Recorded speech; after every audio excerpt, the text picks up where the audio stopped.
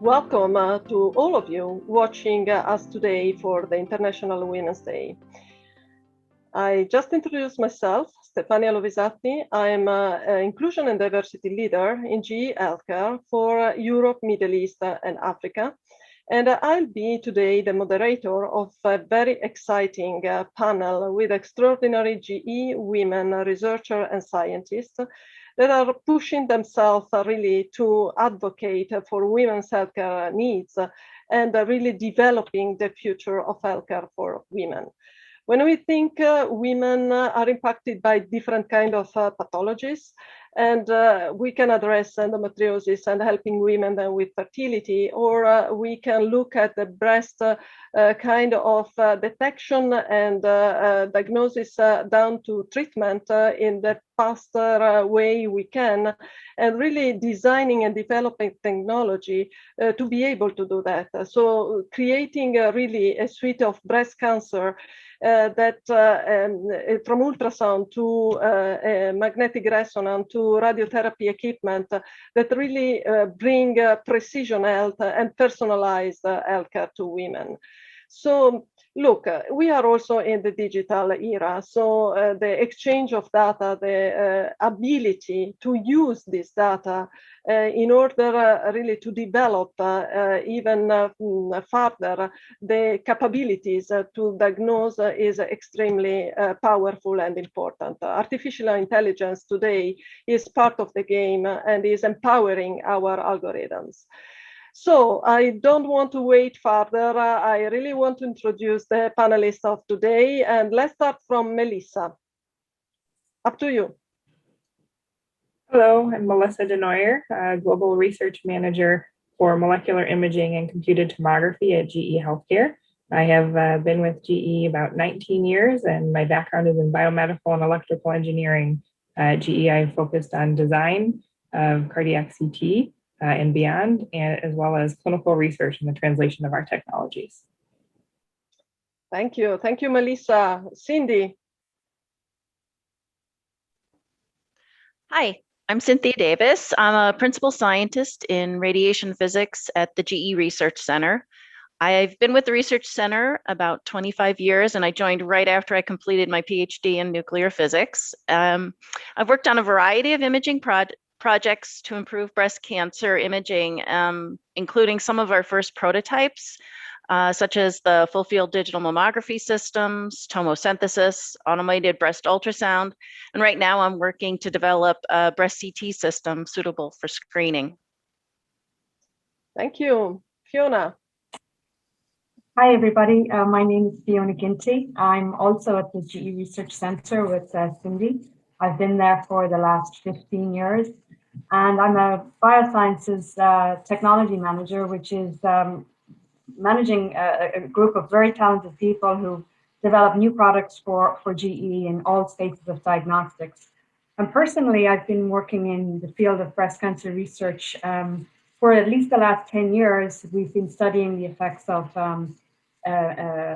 how breast cancer cells change over time, and we've been on the cutting edge of that technology, and so I'm very excited to be with this group here today. Thank you. Great, thank you. Vishakha. Hello, everyone. I am Vishakha Patel, Data Science and Analytics Consultant based in Freiburg, south of Germany. And I have a background in computer science.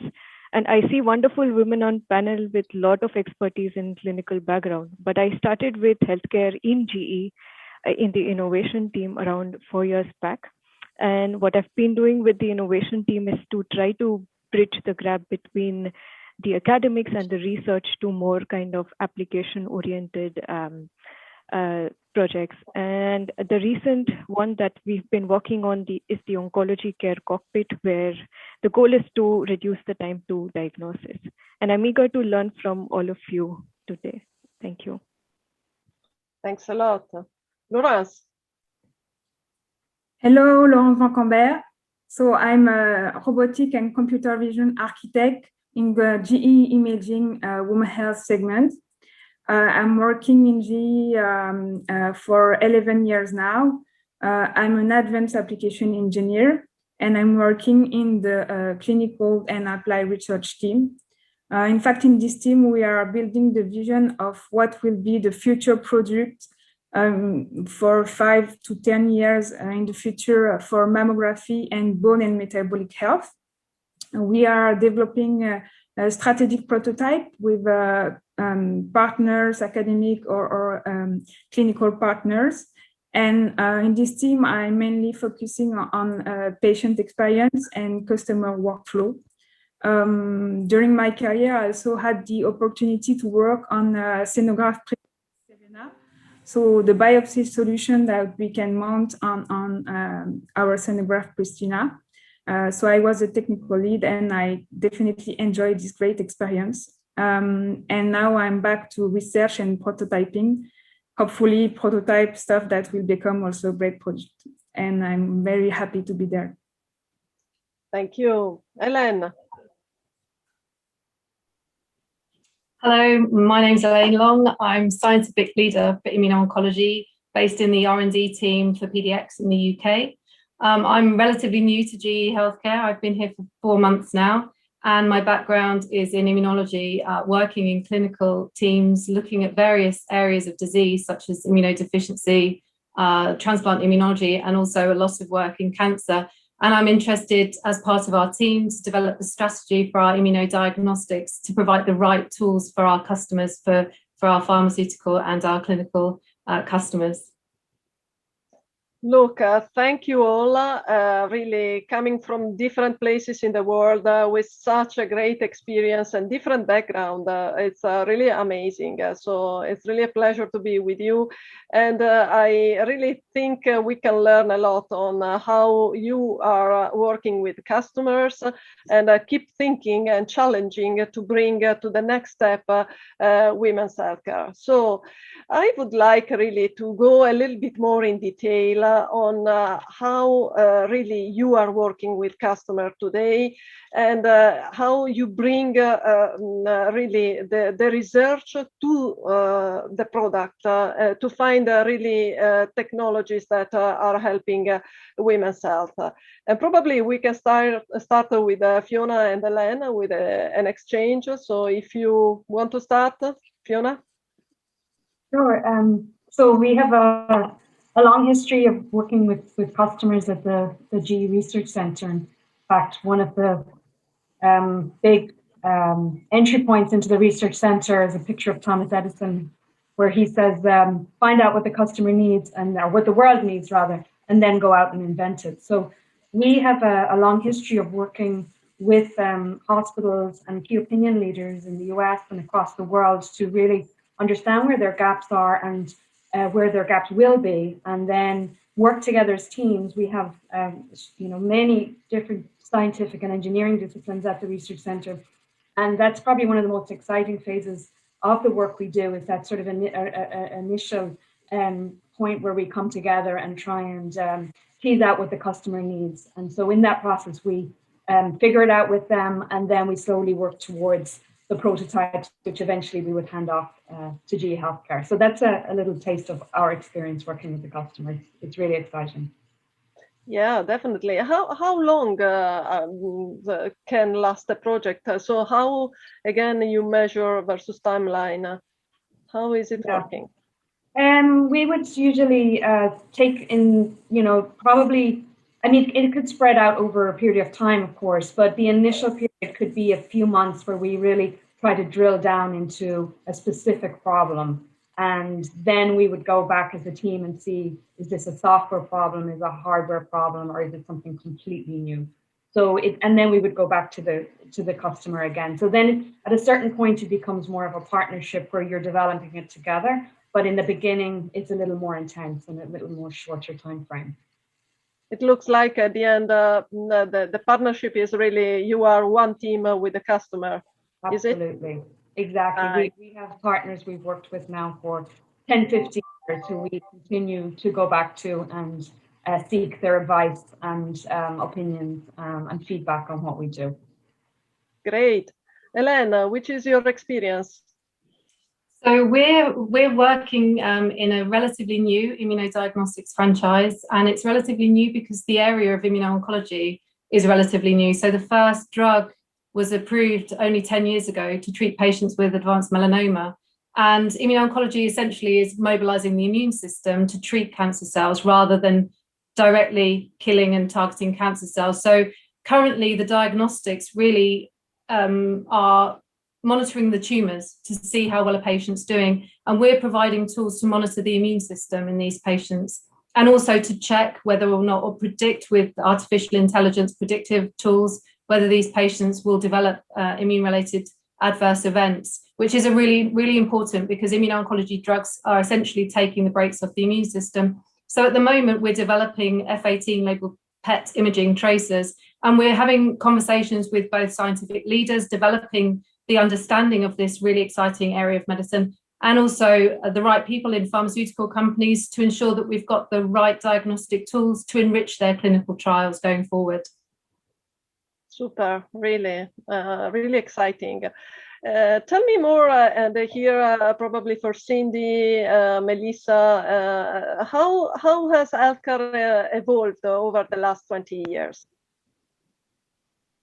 Cynthia? Sure. So healthcare, to me, the biggest change has been the personalization. So for example, in breast imaging, we've gone from just mammography for everyone based upon your age. And now we have tomosynthesis. We'll do supplemental ultrasound based on breast density. We can use MRI for women with genetic risk. What I see in the future is that we're going to have even more personalization, where the images themselves are going to talk about risk profile. So there's been a lot of recent work on density patterns and background enhancement for MRI that actually links very well with risk. And I see this, kind of going forward to not only improve care, but also to help us reduce costs. So it's a great time to see this personalization coming into fruition. Yeah, so targeting much more specifically the kind of patient that we have in front of us, correct? Yes, exactly. Super good. And add to that as well, just the pace of development over the past 20 years has changed so much. And thanks to many of the collaborators and customers on this call, that we engage pre-product development when we're coming up with the concepts to really kind of fast track the proof of concepts and understand what may solve those unmet clinical needs through the actual productization cycles, getting the evidence for clearing these products all the way through post-market evidence once the products have become available in the field, making sure that we have enough evidence to get those products into routine clinical use and really solve those unmet clinical needs. One example that's been close to my heart over my time with GE has been the developments of cardiac CT. And when I started almost 20 years ago, a cardiac CT scan would have a radiation dose applied of about 25 millisieverts. And today that radiation dose can be in under 1 millisievert. And what that means is as the x-rays are going through your body, the risk to benefit ratio of being able to use that information to capture the map of your body, the risk to benefit ratio is so much improved, meaning that technology can be applied to a broader patient population, in particular when you look at the female patient population, you're scanning sensitive tissues. So really opening up those solutions to meet a broader patient population. Yeah, it's really an exciting journey. So being in this field of research is extremely really important for all of us, but yes, also it's bringing a lot to the overall humanity. So look, let's switch a little bit on data exchange and artificial intelligence. So probably Vishakha, if you want to tell us more around the latest trends and innovation and giving us even further around the future of all of that. Sure. So I think you mentioned in the beginning that we are living in a data-driven world and in a very digital age, right? And the way we handle data, specifically clinical data, is changing on all fronts. What is going to happen with the new technologies that's coming up? And I think this is the first challenge that I face on every project, right? That how do you bring all the data from different systems? How do you consolidate them? Like to give you a quick example, we've been working on cancer cockpit, and the way that a patient goes through in this whole pathway, he has to take multiple diagnostic exams. And all of these pathological lab reports, all of the scans, they sit in different systems. And even if we try to bring the data together in one format, since they come from different systems, the variation is also different. So we need to standardize it, we need to normalize it before even we can do something with the data, right? So I think the way we are going to handle the patient data is very critical and very important in the first step before you could apply the more advanced machine learning and artificial intelligence technologies. Yeah. So how are you working with the customer to achieve that?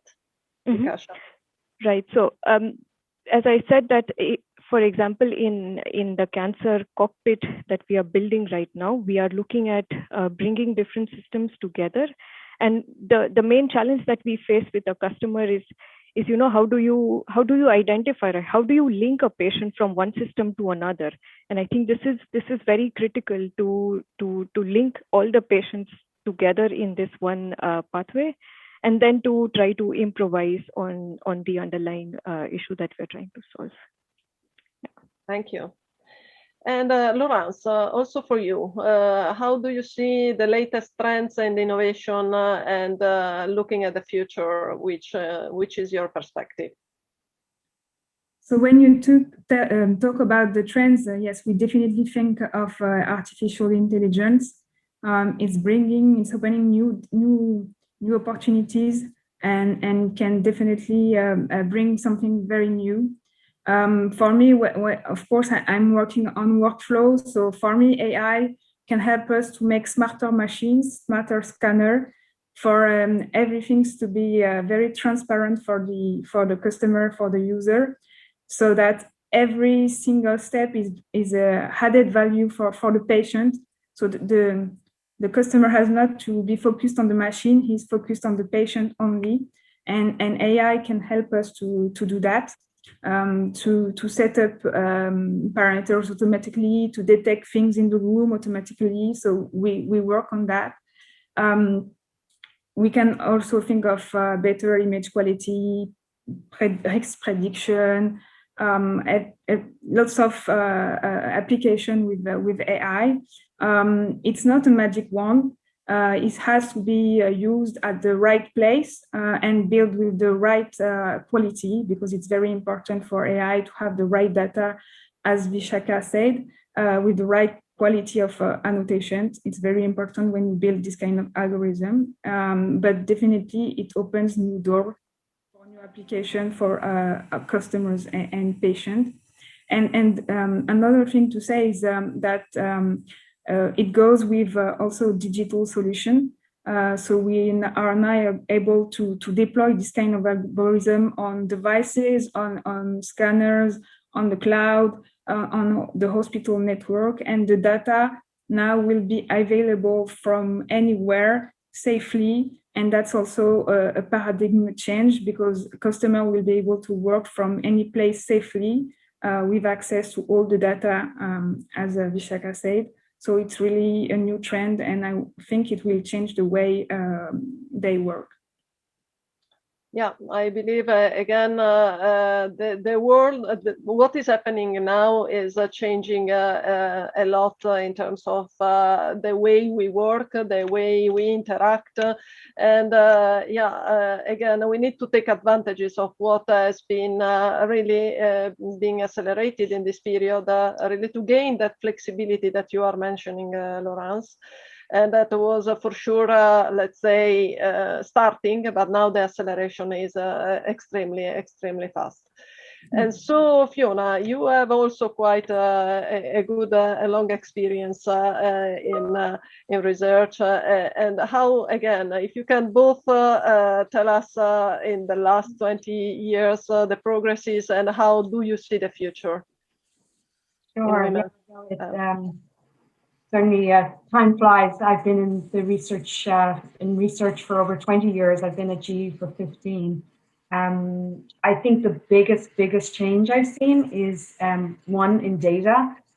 the amount of digital data that's generated, both just as simple as the collection of data from our own cell phones and smartwatches, but the amount of data then that relates to diagnosis is tremendous. And I think that's really become both a challenge and a huge opportunity. Challenge because, as the other Vishakha and Laurence have spoken about, you have to really understand the data in order to make solid predictions that are meaningful from a patient perspective. So one of our big goals is to really understand how true signal is measured, biological signal in particular. We work with samples, tumor samples from patients, and we generate digital data from those samples.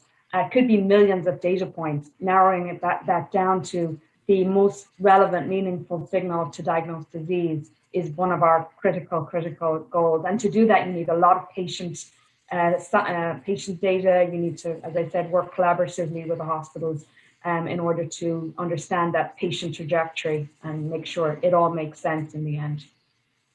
Yeah, no, thank you, really. And look, I believe we have still many challenges in front of us, and there is, again, a lot also to be understood in terms of how to become even more efficient, addressing a very specific, again, pathology, etc. So if you want to, again, give a sort of suggestion to the customers that are listening to us, how to improve the way we are working together with them to really advance even quicker together. What to each one of you, what do you suggest? I'm to go first on this one. Yes. So if we think, particularly today, cancer is the most common form of cancer in women. And immuno-oncology, really, the treatments have only been approved. There are 2 drugs that have been approved by the FDA for one type of breast cancer, which is the triple negative breast cancer, which is about 15% of all breast cancer. The rest aren't treated with immuno-oncology drugs.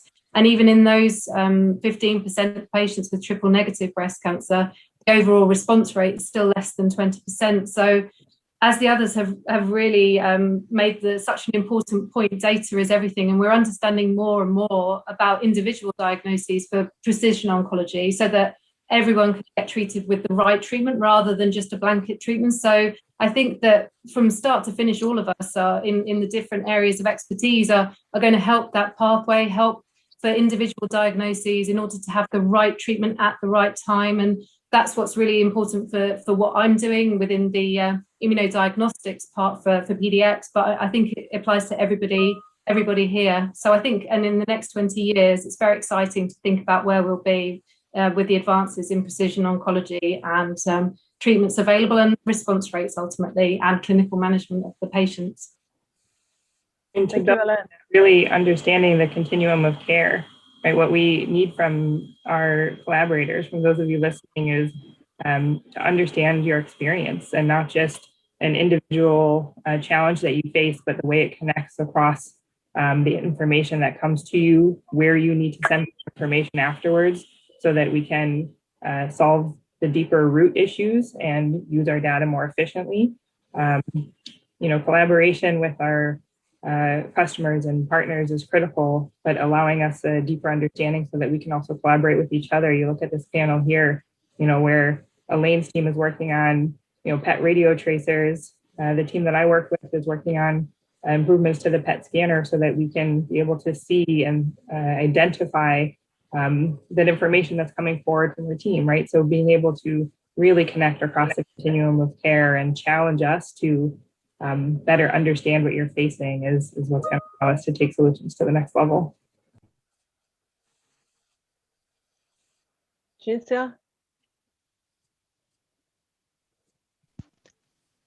So I think the best information we get when from our customers is when we get to walk in their shoes. So I've spent a few days, just working in a radiology department or following shadowing doctors, and at that point, we're able to not only understand what their problems are, but where they're doing things really well, but how we can propagate that to other sites, or also how to help them even do better.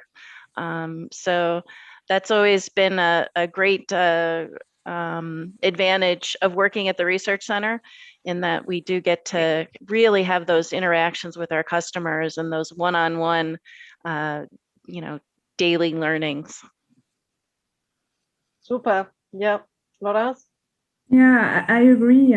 I love to go on site and just be there to observe what customers are doing. I think we learn just by observing, and we learn about, of course, the clinical procedures, but we also learn about how they use what we are building, what we are designing.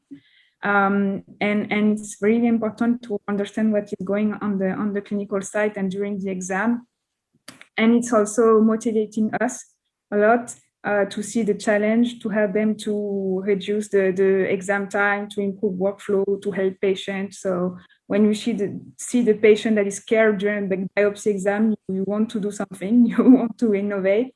So that's also why I like to go on site. But yes, I agree with Cindy. It's really a great experience to be able to be there in their shoes.